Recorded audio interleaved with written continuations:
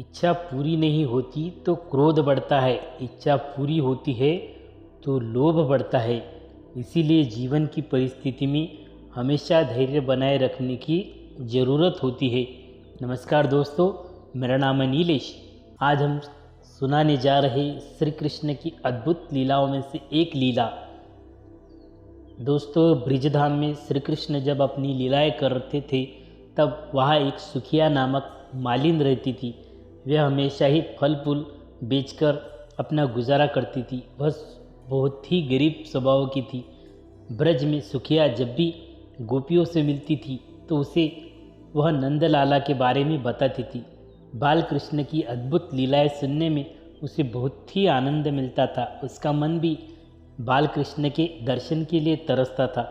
सुखिया श्री कृष्ण को देखने के लिए घंटों तक नंद बाबा के महल के सामने ही खड़ी रहती थी, लेकिन उसे श्री कृष्ण कभी दर्शन नहीं देते थे। लेकिन उसे ऐसा लगता था कि श्री कृष्ण तो अंतर्यामी है, जब समय आएगा तो वह खुद ही बाहर आकर मुझे दर्शन देंगे। यह उसकी आस्था थी। इसीलिए जब उन्हें पता चला कि सुखिया उनकी परम भक्त है तो उन्होंने सुखियों को दर्शन देने का निर्णय लिया। अगले दिन सुखियों ने नंद बाबा के महल के सामने ही आवाज़ दी, फल ले लो, ताज़े फल, मीठे फल।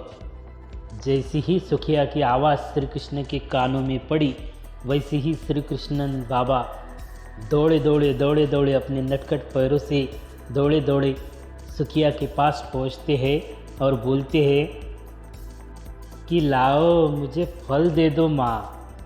सुखिया ने नंदे कृष्ण को बहुत से फल दे दिए।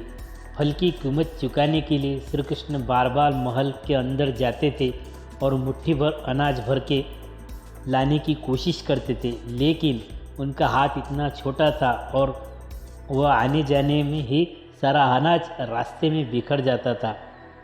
सुखिया को भगवान श्री कृष्ण ने 2-4 दाने ही दे पाए। सुखिया के मन में इस बात का कोई मलाल नहीं था कि वह तो पूरे भगवान को फल की टोकरी दे आई है और उसके पास कुछ भी इसके बदले में कुछ भी आया नहीं है।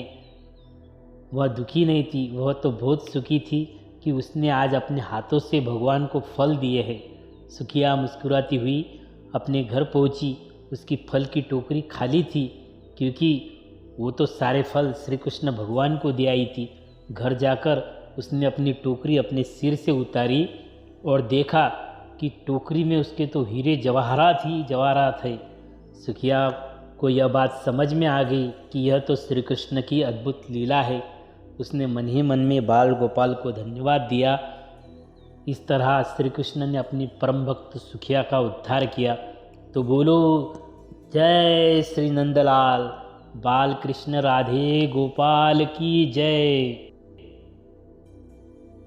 हमारी यह कथा आपको अच्छी लगे तो हमारे चैनल को लाइक कीजिए, शेयर कीजिए और बेल आइकन दबाकर सब्सक्राइब कीजिए, ताकि हमारी जो भी आने वाली वीडियोज़ है वो आपको तक सरलता से पहुंच जाए। तब तक के लिए शुक्रिया। आबाद रहिए, सुरक्षित रहिए।